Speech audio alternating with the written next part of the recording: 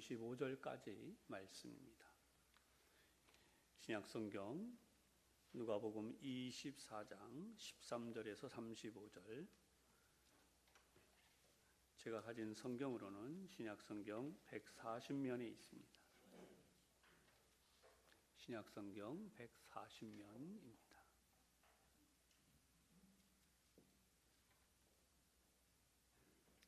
다 찾으시면 우리 한 목소리로 함께 봉독하도록 하겠습니다. 시작. 그날에 그들 중에 둘이 예루살렘에서 25리 되는 엠마오라 하는 마을로 가면서 이 모든 된 일을 서로 이야기하더라. 그들이 서로 이야기하며 문의할 때에 예수께서 가까이 이르러 그들과 동행하시나 그들의 눈이 가리어져 그인 줄 알아보지 못하거늘 예수께서 이르시되 너희가 길 가면서 서로 주고받고 하는 이야기가 무엇이냐 하시니 두 사람이 슬픈 빛을 띠고 머물러 서더라. 그 한 사람인 글로바라 하는 자가 대답하여 이르되 당신이 예루살렘에 체류하면서도 요즘 거기서 된 일을 혼자만 알지 못하느냐. 이르시되 무슨 일이냐. 이르되 나사렛 예수의 일이니 그는 하나님과 모든 백성 앞에서 말과 일에 능하신 선지자이거늘 우리 대제사장들과 관리들이 사형 판결에 넘겨주어 십자가에 못 박았느니라. 우리는 이 사람이 이스라엘을 속량할 자라고 바랐노라. 이뿐 아니라 이 일이 일어난 지가 사흘째요. 또한 우리 중에 어떤 여자들이 우리로 놀라게 하였으니 이는 그들이 새벽에 무덤에 갔다가 그의 시체는 보지 못하고 와서 그가 살아나셨다 하는 천사들의 나타남을 보았다 함이라. 또 우리와 함께 한 자 중에 두어 사람이 무덤에 가 과연 여자들이 말한 바와 같음을 보았으나 예수는 보지 못하였느니라 하거늘 이르시되 미련하고 선지자들이 말한 모든 것을 마음에 더디 믿는 자들이여 그리스도가 이런 고난을 받고 자기의 영광에 들어가야 할 것이 아니냐 하시고 이에 모세와 모든 선지자의 글로 시작하여 모든 성경에 쓴 바 자기에 관한 것을 자세히 설명하시니라. 그들이 가는 마을에 가까이 가매 예수는 더 가려 하는 것 같이 하시니 그들이 강권하여 이르되 우리와 함께 유하사이다. 때가 저물어가고 날이 이미 기울었나이다 하니 이에 그들과 함께 유하러 들어가시니라. 그들과 함께 음식 잡수실 때에 떡을 가지사 축사하시고 떼어 그들에게 주시니 그들의 눈이 밝아져 그인 줄 알아보더니 예수는 그들에게 보이지 아니하시는지라.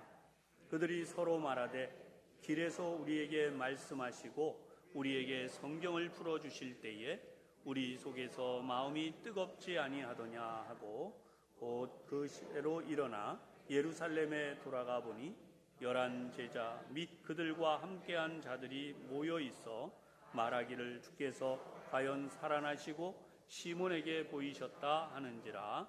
두 사람도 길에서 된 일과 예수께서 떡을 떼심으로 자기들에게 알려지신 것을 말하더라. 아멘. 이 말씀이 먼저 큰 은혜가 되시기를 바랍니다. 오늘도 우리 양쪽에 앞에 있는 분들을 함께 축복하면서 인사하겠습니다. 오늘도 하나님 은혜가 충만하시기 바랍니다. 하나님 은혜가 충만하시기 바랍니다. 네. 오늘 말씀은 엠마오 도상의 예수님, 엠마오 도상의 예수님이라고 하는 제목으로 잠시 함께 은혜를 나누도록 하겠습니다. 지난 주일에 우리는 예수님께서 베드로를 찾아오셔서 그가 다시 우리 주님께로 돌아와서 그 사명을 감당할 수 있도록 그에게 다시 한번 사명을 주시는 그 은혜의 말씀들을 통해서 우리가 함께 또 감격의 은혜를 나누었었습니다.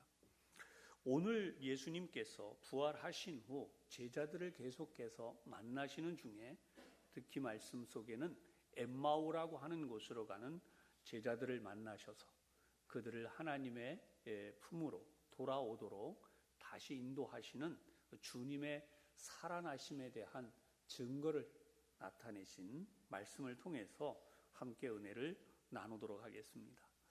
오늘 이 말씀의 첫 번째 중요한 것은 예수님은 우리를 찾아오신다는 것입니다. 실망하여서 그들이 예수님을 떠난다고 해도 예수님은 그들을 찾아오시는 것이죠. 오늘도 우리의 연약함을 아시고 주님께서는 우리를 찾아오시는 줄로 분명히 믿으시기를 바랍니다. 예수님께서 부활하신 바로 그날, 이 예루살렘에서 약 한 11km 떨어진, 성경에는 25리라고 되어져 있는데요, 이 엠마오라고 하는 마을로 가고 있는 이들이 있었습니다. 이들은 예수님에 대해서 참 잘 알고 있는 이들입니다. 예수님의 십자가 고난에 대해서도 그 소식 자체에 대해서는 잘 알고 있는 이들이었습니다. 뿐만 아니라 예수님의 부활하심에 대해서도 소식을 들었습니다.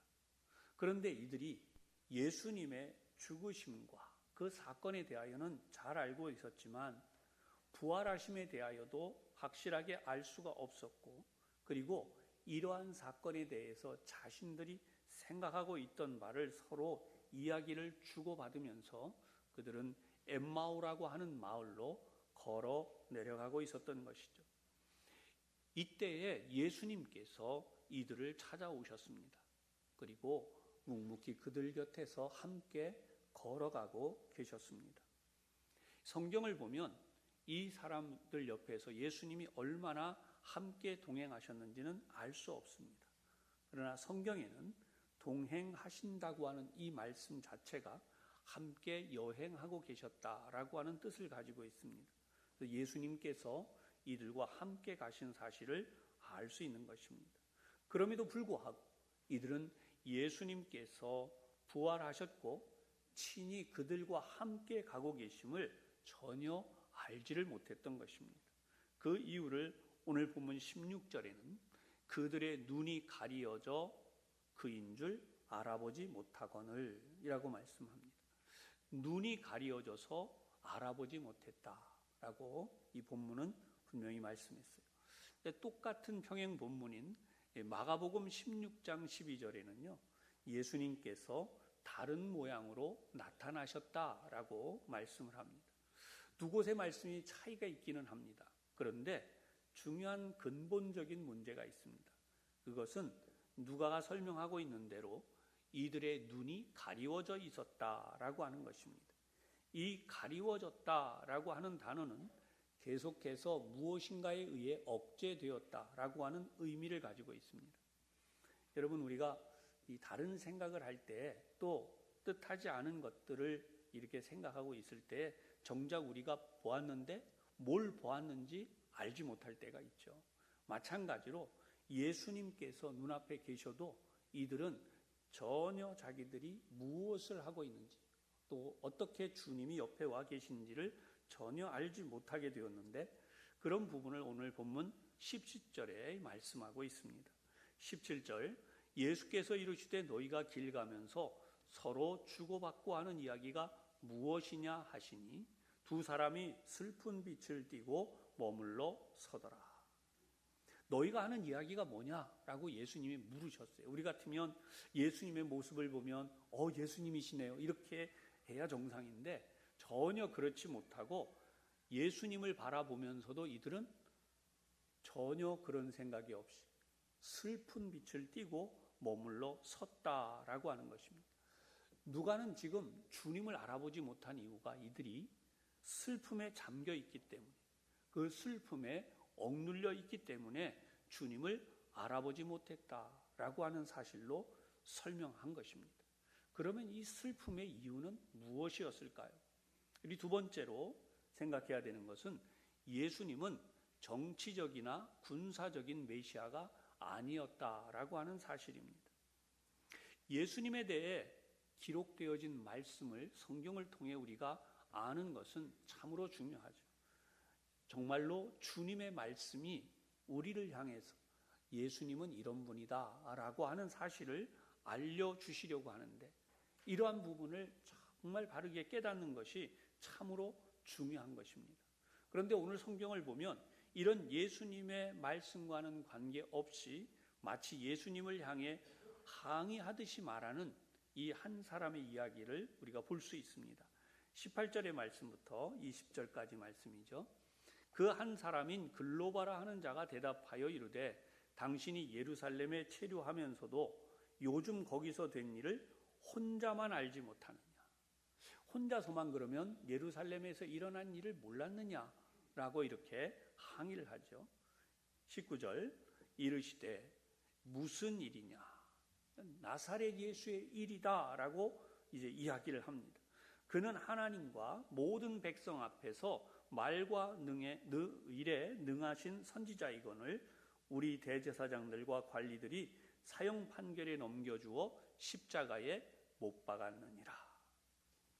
여러분, 글로바라고 하는 이 사람이 예수님을 향해서 왜 혼자서 모르고 있느냐라고 반문하면서 이제 예수님에 대한 이야기를 시작합니다. 이들의 문제는 무엇이었을까요? 성경에 등장하는 메시아를 그토록 기다리게 되는 메시아 대망 사상은 구약 성경 다윗 왕가의 위대한 영광을 사모하는 데 있습니다. 여러분, 이스라엘 백성이라면 누구나 다윗 왕가의 번성했던 시절을 떠올리지 않을 수가 없습니다. 더구나 예수님 당시에는 다윗의 시대가 오기를 그 무엇보다 간절히 기다렸습니다. 이유는 다른 것이 아닙니다. 바로 현실적인 문제죠. 너무나 현실적으로 살기가 힘들었습니다. 미래는 너무나 암담하게 느껴집니다.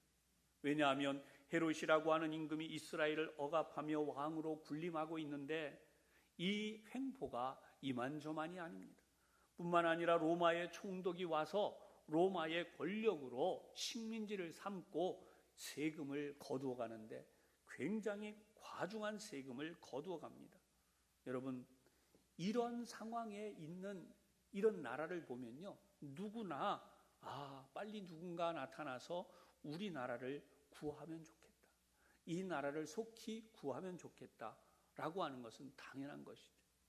그런 의미에서 이 메시아 대망 사상이 있었어요. 헤롯은 유대인이 아니라 이방인인 에돔 사람이었습니다. 이 헤롯의 통치에서 속히 벗어나기를 바라고, 그리고 로마의 속박에서도 벗어나기를 바라는데, 여러분, 농사를 짓던 또 산업을 가꾸던 상업을 할 때에도 거의 이 수익의 절반에 가까운 것을 세금으로 걷어갔다고 해요.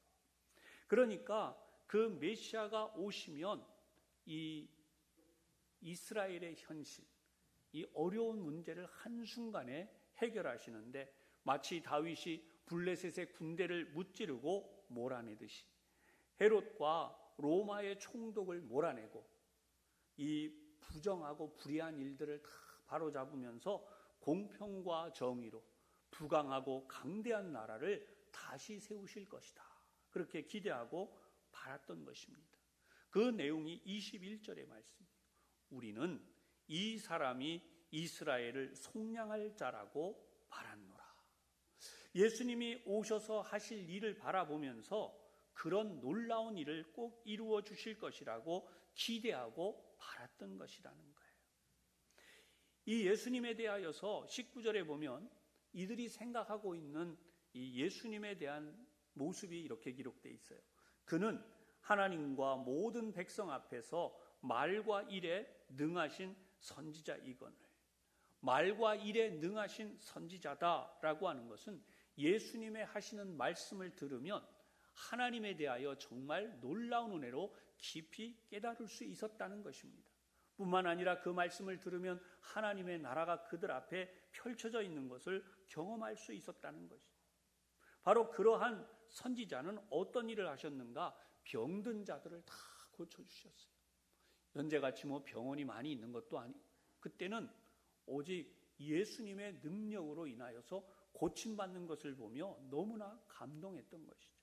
뿐만 아니라 귀신을 쫓아내셨습니다. 오병이어와 같은 이 기적을 통해서 백성들을 먹이셨습니다. 그러니까 이런 분이 앞으로 이 나라를 이끌어 가시면 얼마든지 위대한 일, 놀라운 일이 일어날 것이다 라고 이렇게 기대를 하고 있었다는 것입니다. 그런 예수님이 대제사장의 무리들이 시기하여서 예수님을 사형 판결에 넘겨 죽게 했다는 것입니다. 그래서 이 예수님이 돌아가시고 죽은 지가 사흘이나 되었다는 것이죠. 어떤 이는 예수님이 다시 살아나셨다라는 이야기를 해서 이 사실을 확인하기 위해 무덤에까지 갔었다는 것입니다.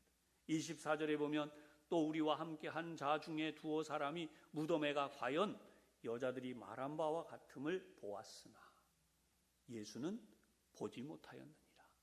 예수님이 부활하신 것은 확인할 길이 없었다는 것이죠. 그래서 이들은 지금 메시아를 잃은, 그들의 구원자를 잃은 깊은 슬픔에 빠져서 예루살렘을 떠나 엠마오로 가고 있는 중이라는 것입니다. 이제 끝났다, 더 이상 희망이 없다, 이러한 슬픔과 아픔의 고뇌로 엠마오를 향해 가고 있는 것이죠. 그런데 이들은 정말 예수님을 제대로 알고 있었을까요? 이들이 생각하고 있는 예수님은 정치적으로 그리고 군사적으로 그들을 구원해 주실 바로 그 메시아로 생각하고 있었다는 것입니다. 그런데 여러분, 예수님은 그런 메시아로 오신 분이 아니십니다. 그러면 예수님은 어떤 분으로 이 땅에 오셨습니까?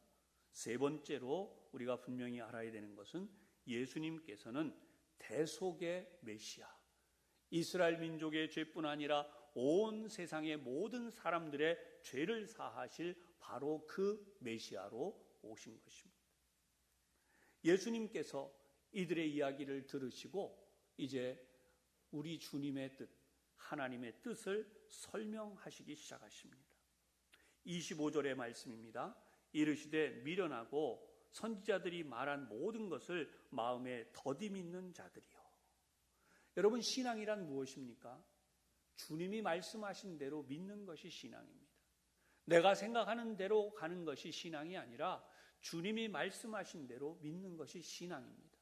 오늘 이 자리에 있는 우리 모두가 주님께서 말씀하시는 대로 믿으시고 그 믿음으로 인하여서 늘 승리하게 되시기를 주님의 이름으로 축원합니다. 주님께서 이들의 불신앙을 꾸짖으시는 내용이 나와요. 미련하고 선지자들이 말한 모든 것을 마음에 더디 믿는 자들이요. 25절의 내용을 보면요, 여러분 누구나 이 책망을 받고 기분이 좋을 사람은 없습니다. 그러나 우리에게 이런 책망이 필요한 것은 주님의 말씀을 깨달아야 하기 때문이죠. 미련하고 라고 하는 이 말씀은 말씀을 제대로 이해하지 못하는 정신이 없는 자들이다 라고 하는 뜻이 됩니다. 이것은 주님의 말씀에 대하여 무지하다라는 의미를 가지고 있습니다. 이 본문에 보면 예수님께서는 십자가 처형으로 끝났다고 생각하는 두 사람의 생각에 대하여서 그것이 잘못되었다고 하는 것입니다. 더디 믿는 자들이다 라고 하는 것은 하나님의 말씀에 대해서 바로 아멘으로 받아들이지 아니하고 말씀을 멀리 두고 있는 자들이다 라고 하는 뜻입니다. 오늘 우리가 하나님의 말씀을 멀리 두는 일이 없기를 주님의 이름으로 부탁합니다. 예수님께서는 공생의 기간 동안 항상 자신의 고난을 말씀하셨어요. 죽으시고 다시 부활하셔서 하나님의 뜻을 이루실 것이라는 것을 누누이 강조하셨던 것입니다. 그럼에도 불구하고 그 당시에 그들의 마음이 닫혀져 있었습니다. 뿐만 아니라 하나님의 구원의 말씀인 이 구약 성경에 대해 구약의 선지자들의 예언까지도 바르게 믿지 못하고 있었습니다. 그래서 선지자들이 말한 모든 것을 마음에 더디 믿는 자들이여 라고 말씀하신 것입니다. 그러면 예수님이 말씀하시는 이 구원의 말씀은 어떤 내용이었을까요? 다시 예수님의 말씀 강해가 26절에서부터 시작이 된 것입니다. 26절, 27절의 말씀을 봅니다. 그리스도가 이런 고난을 받고 자기의 영광에 들어가야 할 것이 아니냐 하시고 이에 모세와 모든 선지자의 글로 시작하여 모든 성경에 쓴 바 자기에 관한 것을 자세히 설명하시니라. 모세의 글은 구약 성경에 나오는 모세 오경에 있는 내용들입니다. 선지자의 글은 구약에 있는 선지자들의 예언들이었죠.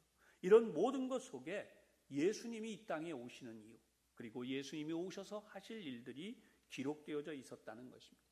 대표적으로 그 내용이 어디에 있느냐 하면, 여러분 구약 성경 3장 15절에 이 말씀이 시작이 돼요. 내가 너로 여자와 원수가 되게 하고 내 후손도 여자의 후손과 원수가 되게 하리니 여자의 후손은 내 머리를 상하게 할 것이요 너는 그의 발꿈치를 상하게 할 것이니라.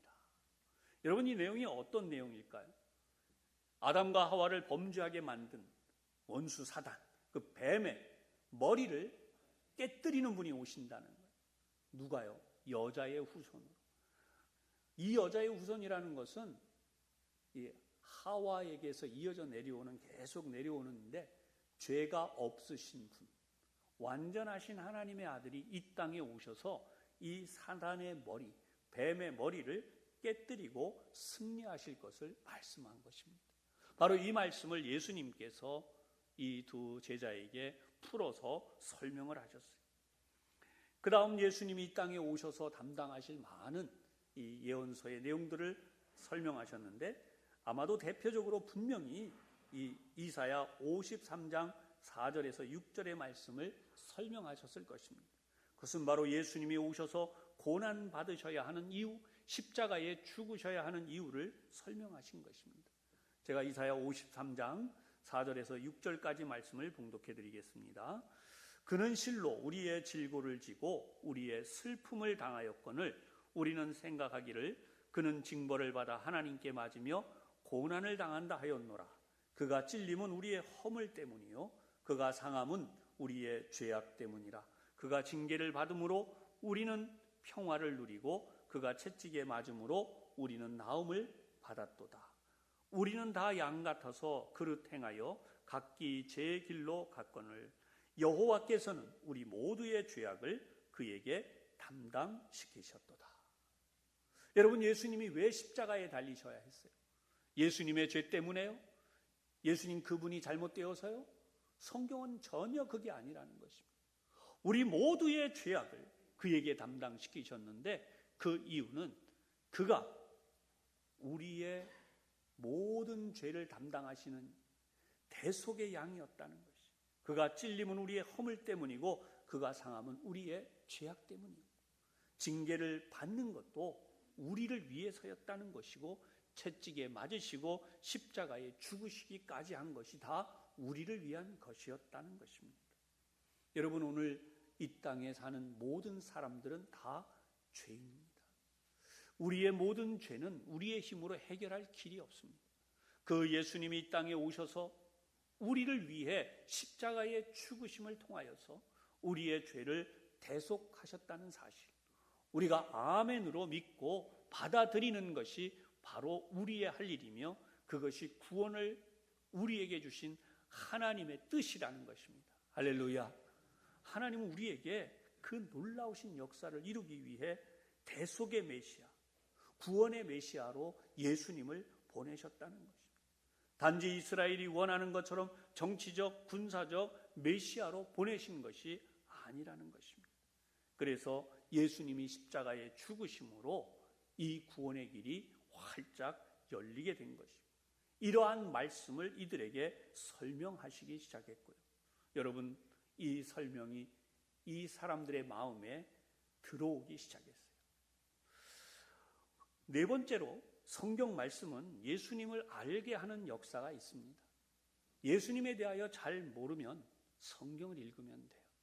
성경 말씀 속에서 예수님이 누구신가, 그 예수님이 어떤 분이신가, 어떤 역사를 이루시는 분인가를 우리에게 말씀해 주셨기 때문에, 여러분, 우리는 성경 말씀을 읽는 일에 열심을 내야 합니다.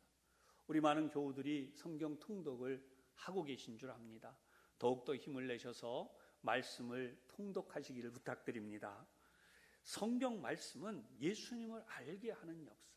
그래서 닫혀진 마음으로 두려움 속에 쌓여서, 슬픔에 쌓여서 엠마오로 가고 있던 이 두 사람은 예수님의 말씀을 들으면서, 예수님이 말씀하시는 성경의 내용을 들으면서 예수님에 대하여 더 알고 싶어졌습니다. 예수님을 바라보며 당신 혼자 예루살렘에서 일어난 일을 모르고 있었느냐라고 하는 핀잔을 주던 이들이 아닙니다. 이제 예수님과 동행하는 이들이 엠마오에 가까이 왔습니다. 오늘 28절을 보면 예수님은 더 가려는 것처럼 하셨다고 합니다. 그런데 이들의 마음속에 이분을 더 모셔야겠다, 이분과 함께 더 있으면서 말씀을 들어야겠다라고 하는 마음이 생겨진 것입니다. 그래서 예수님을 붙듭니다. 29절을 보시면 그들이 강권하여 이르되 우리와 함께 유하사이다. 때가 저물어가고 날이 이미 기울었나이다. 이들의 마음속에 예수님을 더 붙들고 있고, 그리고 그 예수님과 함께 식사를 하고 싶어졌어요. 그래서 30절에 보면 그들과 함께 음식 잡수실 때에 떡을 가지사 축사하시고 떼어 그들에게 주셨다고 하십니다. 예수님을 붙들고 예수님의 말씀을 듣고 또 예수님을 통하여서 더 큰 은혜를 받고자 하는 이들, 그래서 예수님은 그들의 요청을 허락하시고 함께 식사까지 하신 것입니다. 예수님께서 이 식사에서 떡을 떼어서 그들을 향해 주십니다. 31절에 보시면 그들의 눈이 밝아져 예수님인 줄을 알아보았다고 합니다. 예수님의 말씀은 그들을 변화시켰습니다. 그리고 예수님께서 기도하시고 그들에게 떡을 떼어 주실 때에 마치 오병이어의 역사가 일어난 때처럼 성만찬에서 떡을 떼어 나누어 주셨던 주님의 역사처럼 이들에게 하나님의 역사가 일어났습니다. 그리고 마침내 이들의 영적인 눈이 열리게 되면서 눈앞에 계신 분이 누군지를 알게 되었죠. 어떤 일입니까? 주님이시구나. 지금까지 말씀해 주시고 지금 눈앞에서 떡을 떼어 주시는 그분이 바로 이분이 주님이셨구나 라고 하는 순간 예수님께서는 그들의 시야에서 갑자기 사라져버렸습니다. 31절 후반에 보시면 그인 줄 알아보더니, 예수님이신 줄 알아보더니 예수는 그들에게 보이지 아니하시는지라. 여러분, 너무나 감동적인 순간인데 예수님이 갑자기 눈에 보여지는 것 같았는데 그 예수님이 사라졌다는 것입니다. 이 예수님께서 그들의 시야에서 사라진 다음 이들이 하는 말이 너무나 중요합니다. 그들은 서로 이렇게 이야기합니다. 32절 그들이 서로 말하되 길에서 우리에게 말씀하시고 우리에게 성경을 풀어주실 때에 우리 속에서 마음이 뜨겁지 아니하더냐. 성경을 풀어주시고 우리에게 말씀하실 때에 우리의 마음이 뜨겁지 아니하더냐. 여러분, 절망과 슬픔에 쌓여있는 그들의 마음속에 하나님의 말씀이 들어가면서 치료의 손길이 임한 것입니다. 이것이 바로 뜨거움의 역사였던 것이죠. 그들은 지금까지 주님을 향한 소망을 품고 달려왔습니다. 이분이 우리를 구원하실 분이구나, 우리가 이분을 통해서 살 길이 열리겠구나, 그런 소망을 가지고 왔는데 그들의 시야가 단지 뭐였다는 거예요? 군사적, 정치적 메시아였다는 것입니다. 그런데 이제 그 시야를 주님께서 바꿔주셨어요. 영원한 생명을 주시는 분, 온 인류를 구원하시는 분, 하나님의 역사로 이 세상의 모든 만민을 하나님의 자녀로 삼으실 바로 그분으로 알려주신 것입니다. 두 사람이 말씀을 들을 때에 성경에는 그렇게 쓰여 있었구나, 그분이 바로 온 세상을 구원하실 분으로 성경에 말씀하신 것이었구나 라고 하는 사실을 깨닫게 하시고, 그것을 깨닫는 순간 이들은 다시 소망이 뜨겁게 용솟음치기 시작했습니다. 이제는 더 이상 이 자리에 있을 수가 없다라고 하며 그들은 그 길로 예루살렘을 향해 달려갑니다. 부활하신 예수님을 만나고 나니까 저물어가는 그 밤도 25리나 되는 그 거리도 하나도 문제가 되지 않았습니다. 이제 주님을 증거하기 위하여 이들은 한순간에 달려가기 시작합니다. 사랑하는 여러분, 이들의 몸과 마음이 지쳐 있었습니다. 그러나 예수님이 주시는 말씀을 받고 예수님을 만나고 나니 새 힘을 얻고 생명의 힘으로 약동하는 자들로 변화된 것입니다. 오늘도 이 말씀을 들으시는 여러분에게 생명의 힘이 임하고 새로운 역사가 여러분들을 통하여서 이루어지게 되시기를 주님의 이름으로 축원합니다. 뜨거운 감동으로 예루살렘을 향해 갔더니요, 여러분, 놀라운 역사들이 일어나 있었어요. 33절에 그때로 일어나 예루살렘에 돌아가 보니 11 제자 및 그들과 함께한 자들이 모여 있었다고 했습니다. 그리고 이들의 마음속에는 기쁨과 부활의 소망이 가득했는데 34절에 이렇게 나와요. 주께서 과연 살아나시고, 정말 예수님이 살아나셨습니다. 우리가 생각한 거하고는 너무나 다르고 분명히 그분이 말씀하신 대로 되었습니다. 그리고 시몬에게 보이셨다라고 합니다. 시몬은 베드로죠. 예수님의 수제자로 세움받은 이 베드로가 예수님을 만났다는 것입니다. 그래서 이제는 더 이상 예수님의 죽으심으로 끝난 자리가 아니라 오히려 예수님이 죽음을 이기시고 승리하신 부활의 자리로, 그 부활의 기쁨으로 가득한 자리가 되었다는 것입니다. 대제사장의 무리들과 군병들이 들어와서 숨고 피하고 도망가는 자리가 아니라 여태까지 한 번도 경험해 본 적이 없는 하나님의 은혜와 사랑의 역사로 부활의 기쁨으로 충만한 자리가 되어서 그 자리는 어느 누구라도 기쁨과 감격으로 인해서 정말 하나님의 사랑과 은혜를 찬양하지 않을 수 없는 바로 그런 은혜, 감격, 기쁨의 자리가 되었다는 것입니다. 여기에 두 사람도 주님이 만나주신 일을 이야기하고 전달합니다. 35절에 보면 길에서 된 일, 예수님께서 떡을 떼심으로 알려주신 것을 그대로 말했습니다. 여러분, 예수님은 지금도 살아계시고 역사하시는 분이십니다. 오늘도 말씀을 듣는 우리 온 교우들 가운데 하나님의 역사를 나타내십니다. 예수님은 어떤 모습으로 부활하셨습니까? 우리 오늘 명백히 이 사실을 아는 게 중요합니다. 누가복음 24장 39절에는 예수님이 자신의 모습을 말씀했어요. 내 손과 발을 보고 나인 줄 알라. 또 나를 만져보라. 영은 살과 뼈가 없으되 너희 보는 바와 같이 나는 있느니라. 아멘. 예수님은 우리 인간의 모습을 그대로 가지고 계신 것 같지만 자유로이 이동하시고 벽도 통과하시고 음식도 드시고 하시지만 늙거나 병드는 몸이 아니에요. 가장 완전한 영화의 몸, 구원과 치료의 역사를 나타내시는 하나님의 거룩한 바로 그 몸이었다는 사실입니다.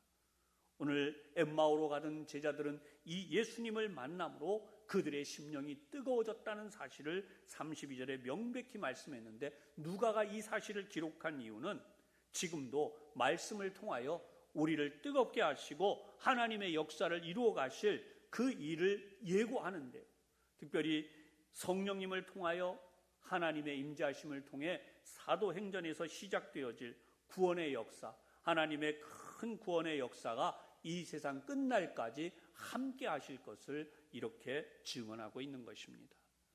사랑하는 교우 여러분, 오늘도 우리가 이 말씀을 통해 주님의 부활을 확인하고 하나님의 사랑과 은혜가 우리에게 어떻게 임하는지를 말씀을 통해 보았습니다.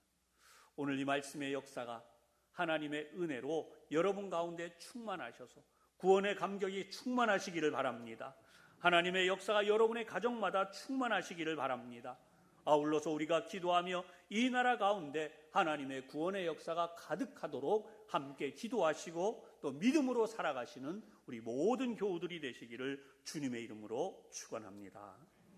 기도드리겠습니다. 하나님 아버지, 오늘도 저희들에게 귀한 은혜의 말씀을 주심을 감사드립니다.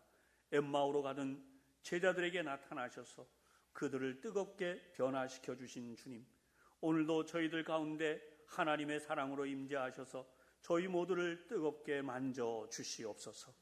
구원자요 치유자로 오신 예수님, 오늘 저희들 가운데 모든 연약함을 아시나이다. 이제 저희들에게 치료의 역사를 더하여 주셔서 저희들의 영육을 모두 강건하게 하여 주시옵소서. 구원의 역사를 베푸시는 주님, 날마다 하나님의 말씀을 통하여 구원받는 영혼들이 늘어갈 수 있도록 하나님의 역사를 나타내 주시고 저희 모두 생명의 말씀을 더욱 붙들고 힘있게 전파하며 살아가므로 우리 주님을 기쁘시게 하는 우리의 모든 삶이 되게 하여 주시옵소서. 특별히 삶에 고난과 어려움이 있는 이들에게 우리 주님 찾아주시고 만복의 근원이 되시는 우리 하나님의 복을 내려주셔서 하나님의 자녀로 살아가는데 어려움이 없게 하시고 믿음으로 승리하며 십자가 보혈의 공로로 천국 백성으로 영원토록 살게 하여 주시옵소서. 예수님 이름으로 기도하옵나이다. 아멘.